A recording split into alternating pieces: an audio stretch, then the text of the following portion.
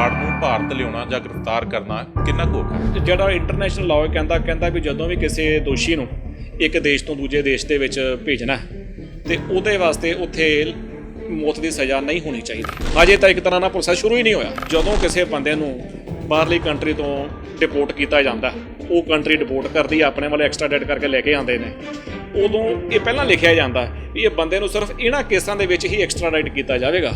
ਉਸ ਤੋਂ ਇਲਾਵਾ ਜਿੰਨੀਆਂ ਵੀ FIR ਹੋਣਗੀਆਂ ਉਹਨਾਂ ਦੇ ਟਰਾਇਲ ਉਹ ਬੰਦੇ ਤੇ ਨਹੀਂ ਚੱਲ ਸਕਦੇ, ਦੋਸ਼ੀ ਤੇ ਨਹੀਂ ਚੱਲ ਸਕਦੇ। ਭਾਰਤ ਦੇਸ਼ ਦੇ ਕਾਨੂੰਨ ਦੇ ਵਿੱਚ ਜਿਹੜਾ ਲੰਬਾ ਸਮਾਂ ਚਲਾ ਜਾਂਦਾ ਅਦਾਲਤਾਂ ਦੇ ਵਿੱਚ ਕੇਸ ਲੜਦੇ ਆ, ਤਾਂ ਇਸ ਤਰੀਕੇ ਦੇ ਨਾਲ ਵਿਦੇਸ਼ਾਂ ਦੇ ਵਿੱਚ ਵੀ ਇਹ ਲੰਬਾ ਸਮਾਂ ਨਿਕਲ ਜਾਂਦਾ ਜਦੋਂ ਇਸ ਤਰੀਕੇ ਦੇ ਨਾਲ ਕੋਈ ਕਾਰਵਾਈ ਹੁੰਦੀ ਹੈ। ਤਾਂ ਉੱਥੇ ਇਦਾਂ ਨਹੀਂ ਚੱਲਦਾ, ਉਹ ਜਿਹੜੀ ਪਟੀਸ਼ਨ ਦਾ ਫੈਸਲਾ ਕੋਈ 2 4 6 ਮਹੀਨੇ ਵਿੱਚ ਵੀ ਹੋ ਜਾਂਦਾ। ਦਿੱਲੀ ਦੇ ਸਪੈਸ਼ਲ ਸੈੱਲ ਦੇ ਵੱਲੋਂ ਗੈਂਗਸਟਰ ਗੋਲਡੀ ਬਰਾੜ ਅਤੇ ਲਾਰੈਂਸ ਬਿਸ਼ਨੋਈ ਸਮੇਤ ਦਰਜਨਾਂ ਗੈਂਗਸਟਰਾਂ ਦੇ ਉੱਪਰ ਯੂਆਪਾ ਦੇ ਤਹਿਤ ਕੇਸ ਦਰਜ ਕਰ ਦਿੱਤਾ ਗਿਆ।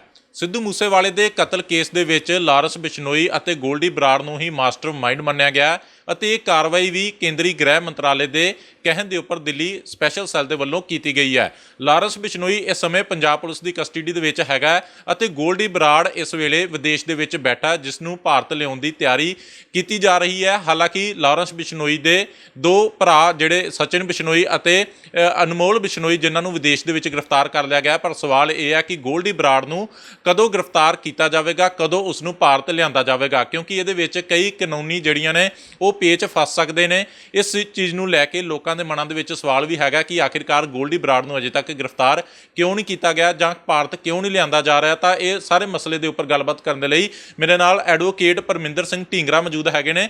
ਇਹਨਾਂ ਤੋਂ ਜਾਣਦੇ ਹਾਂ ਕਿ ਕਾਨੂੰਨੀ ਦਾਅ ਪੇਚ ਕੀ ਹੁੰਦੇ ਨੇ, ਕਿਉਂ ਇੰਨਾ ਜ਼ਿਆਦਾ ਸਮਾਂ ਜਿਹੜਾ ਉਹ ਲੱਗ ਰਿਹਾ। ਢੀਂਗਰਾ ਸਾਹਿਬ, ਪਹਿਲਾਂ ਤਾਂ ਸਵਾਗਤ। ਸਤਿ ਸ਼੍ਰੀ ਅਕਾਲ ਜੀ। ਅੱਛਾ, ਸਭ ਤੋਂ ਪਹਿਲਾਂ ਤਾਂ ਐਂ ਦੱਸੋ ਕਿ ਗੋਲਡੀ ਬਰਾੜ ਨੂੰ ਭਾਰਤ ਲਿਆਉਣਾ ਜਾਂ ਗ੍ਰਿਫਤਾਰ ਕਰਨਾ ਕਿੰਨਾ ਕੁ ਔਖਾ ਹੈ?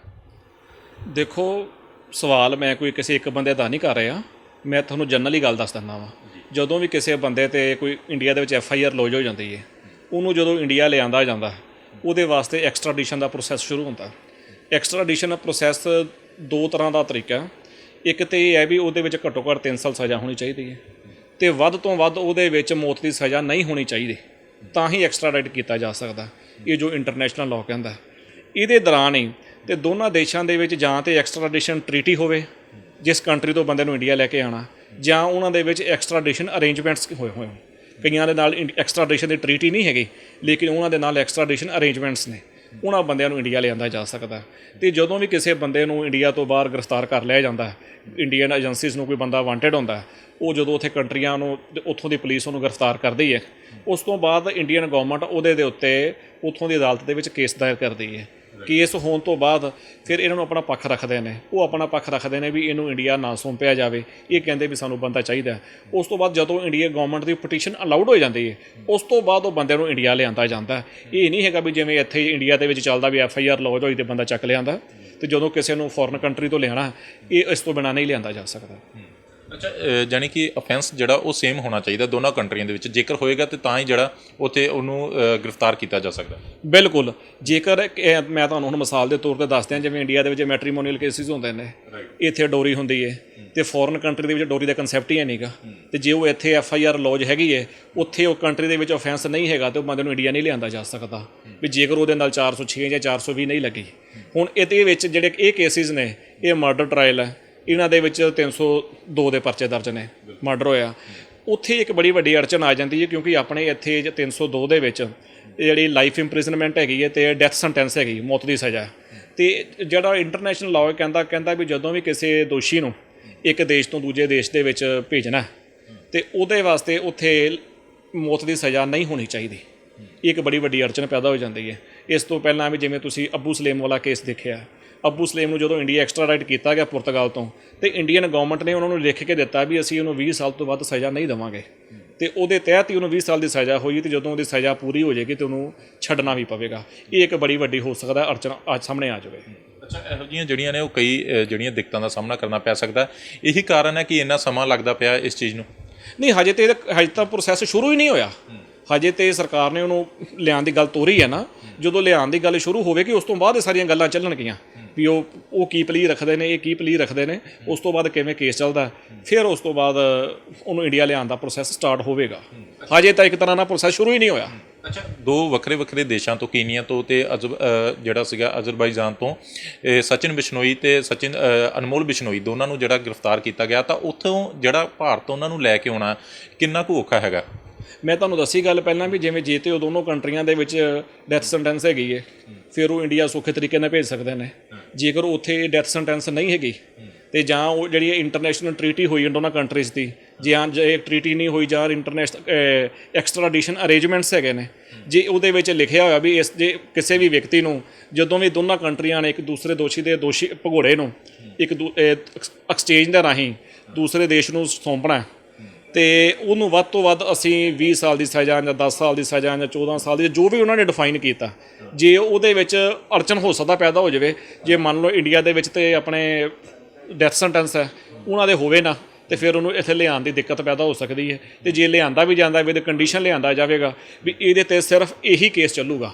ਆਮ ਤੌਰ ਤੇ ਹੁੰਦਾ ਵੀ ਕੋਈ ਬੰਦਾ ਮੰਨ ਲਓ ਭਗੌੜਾ ਹੋ ਜਾਂਦਾ ਤੇ ਉਹਦੇ ਤੇ ਨੰਬਰ ਆਫ FIRs ਲੌਜ ਹੋ ਜਾਂਦੀਆਂ ਨੇ, ਜਾਂ ਉਸ ਤੋਂ ਬਾਅਦ ਹੋਰ ਪਰਚੇ ਪੁਲਿਸ ਪਾ ਦਿੰਦੀ ਹੈ ਬੰਦਿਆਂ ਨੂੰ ਗ੍ਰਿਫਤਾਰ ਕਰਕੇ ਵੀ ਤਫਤੀਸ਼ ਦੇ ਵਿੱਚ ਸਾਹਮਣੇ ਆਇਆ ਵੀ ਫਲਾਣੇ ਕੇਸ ਦੇ ਵਿੱਚ ਵੀ ਇਹ ਇਨਵੋਲਵ ਸੀਗਾ, ਤੇ ਬਾਅਦ 'ਚ FIR ਪਲਾਂਟ ਕਰ ਦਿੱਤੀ ਜਾਂਦੀ ਹੈ। ਤੇ ਜਦੋਂ ਕਿਸੇ ਬੰਦੇ ਨੂੰ ਬਾਹਰਲੀ ਕੰਟਰੀ ਤੋਂ ਡਿਪੋਰਟ ਕੀਤਾ ਜਾਂਦਾ, ਉਹ ਕੰਟਰੀ ਡਿਪੋਰਟ ਕਰਦੀ ਆ, ਆਪਣੇ ਵਾਲੇ ਐਕਸਟ੍ਰਾਡਿਟ ਕਰਕੇ ਲੈ ਕੇ ਆਉਂਦੇ ਨੇ, ਉਦੋਂ ਇਹ ਪਹਿਲਾਂ ਲਿਖਿਆ ਜਾਂਦਾ ਵੀ ਇਹ ਬੰਦੇ ਨੂੰ ਸਿਰਫ ਇਹਨਾਂ ਕੇਸਾਂ ਦੇ ਵਿੱਚ ਹੀ ਐਕਸਟ੍ਰਾਡਿਟ ਕੀਤਾ ਜਾਵੇਗਾ। ਉਸ ਤੋਂ ਇਲਾਵਾ ਜਿੰਨੀਆਂ ਵੀ FIR ਹੋਣਗੀਆਂ ਉਹਨਾਂ ਦੇ ਟਰਾਇਲ ਉਹ ਬੰਦੇ ਤੇ ਨਹੀਂ ਚੱਲ ਸਕਦੇ, ਦੋਸ਼ੀ ਤੇ ਨਹੀਂ ਚੱਲ ਸਕਦੇ। ਇਹ ਵੀ ਇੱਕ ਬੜੀ ਵੱਡੀ ਗੱਲ ਹੈ।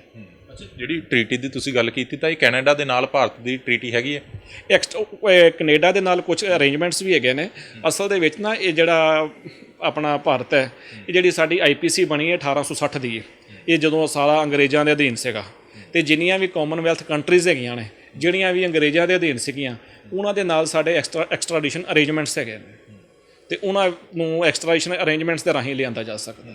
ਅੱਛਾ ਢਿੰਗਰਾ ਸਾਹਿਬ, ਹੁਣ ਯੂਆਪਾ ਦਾ ਕੇਸ ਵੀ ਜਿਹੜਾ ਦਰਜ ਕਰ ਦਿੱਤਾ ਗਿਆ, ਗੋਲਡੀ ਬਰਾੜ ਹੋਏ ਚਾਹੇ ਲਾਰੈਂਸ ਬਿਸ਼ਨੋਈ, ਤਾਂ ਇਹ ਚੀਜ਼ ਦਾ ਕੋਈ ਇੰਪੈਕਟ ਪੈਂਦਾ ਲੱਗਦਾ ਕਿ ਜਿਹੜੇ ਵਿਦੇਸ਼ ਦੇ ਵਿੱਚ ਇਸ ਸਮੇਂ ਗੈਂਗਸਟਰ ਬੈਠੇ ਨੇ?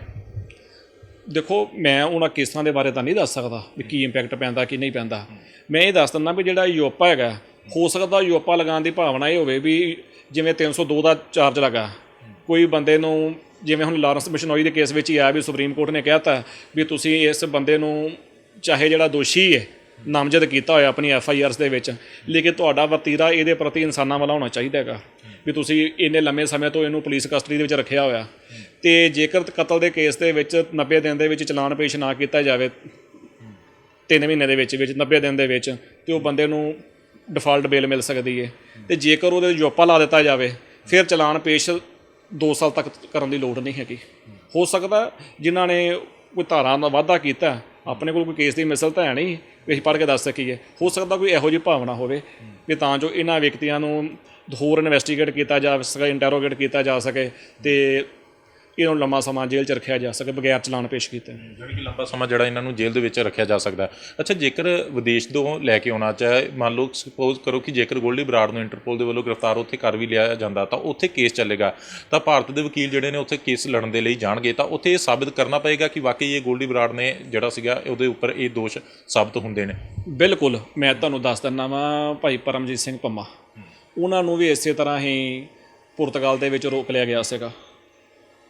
ਉਹਨਾਂ ਨੂੰ ਇੰਡੀਅਨ ਗਵਰਨਮੈਂਟ ਨੇ ਉੱਥੇ ਕਿਹਾ ਵੀ ਇਹਨੂੰ ਸਾਨੂੰ ਚਾਹੀਦੇ ਨੇ, ਤੇ ਅਸੀਂ ਇਹਨੂੰ ਐਕਸਟ੍ਰਾਡੀਸ਼ਨ ਅਰੇਂਜਮੈਂਟ ਰਾਹੀਂ ਇੰਡੀਆ ਲੈ ਕੇ ਆਉਣਾ ਵੀ ਸਾਨੂੰ ਕਿਸੇ ਕੇਸ ਦੇ ਵਿੱਚ ਵਾਂਟਡ ਹੈ, ਤੇ ਉੱਥੇ ਉਹਦਾ ਕੇਸ ਲੜਿਆ ਗਿਆ, ਤੇ ਉਹ ਕੇਸ ਲੜਿਆ ਗਿਆ ਤੇ ਉਹ ਕੇਸ ਇੰਡੀਅਨ ਗਵਰਨਮੈਂਟ ਹਾਰ ਗਈ, ਤੇ ਉਹ ਇੰਡੀਆ ਨਹੀਂ ਲਿਆਂਦਾ, ਉਹਨੂੰ ਪੁਰਤਗਾਲ ਤੋਂ ਵਾਪਸ ਇੰਗਲੈਂਡ ਭੇਜ ਦਿੱਤਾ ਗਿਆ। ਸੋ ਇਹ ਜ਼ਰੂਰੀ ਨਹੀਂ ਹੈਗਾ ਵੀ ਜਿਹਦੇ 'ਤੇ ਉੱਥੇ ਇੰਟਰਪੋਲ ਨੇ ਕੋਈ ਨੋਟਿਸ ਦੇ ਦਿੱਤਾ ਤੇ ਉਹ ਬੰਦਾ ਇੰਡੀਆ ਆਵੇਗਾ ਹੀ ਆਵੇਗਾ। ਅੱਛਾ ਢਿੰਗਰਾ ਸਾਹਿਬ, ਜਿਵੇਂ ਭਾਰਤ ਦੇਸ਼ ਦੇ ਕਾਨੂੰਨ ਦੇ ਵਿੱਚ ਜਿਹੜਾ ਲੰਬਾ ਸਮਾਂ ਚਲਾ ਜਾਂਦਾ ਅਦਾਲਤਾਂ ਦੇ ਵਿੱਚ ਕੇਸ ਲੜਦੇ ਆ, ਤਾਂ ਇਸ ਤਰੀਕੇ ਦੇ ਨਾਲ ਵਿਦੇਸ਼ਾਂ ਦੇ ਵਿੱਚ ਵੀ ਇਹ ਲੰਬਾ ਸਮਾਂ ਨਿਕਲ ਜਾਂਦਾ ਜਦੋਂ ਇਸ ਤਰੀਕੇ ਦੇ ਨਾਲ ਕੋਈ ਕਾਰਵਾਈ ਹੁੰਦੀ ਆ? ਤਾਂ ਦੇਖੋ, ਕਾਨੂੰਨੀ ਪੇਚੀਦਗੀਆਂ ਤਾਂ ਹਰ ਪਾਸੇ ਹੀ ਹੁੰਦੀਆਂ ਨੇ, ਮਗਰ ਜਿੰਨਾ ਲੰਮਾ ਸਮਾਂ ਇੱਥੇ ਲੱਗਦਾ ਉੱਥੇ ਇੱਦਾਂ ਨਹੀਂ ਚੱਲਦਾ। ਉਹ ਜਿਹੜੀ ਪਟੀਸ਼ਨ ਦਾ ਫੈਸਲਾ ਕੋਈ 2 4 6 ਮਹੀਨੇ ਵਿੱਚ ਵੀ ਹੋ ਜਾਂਦਾ।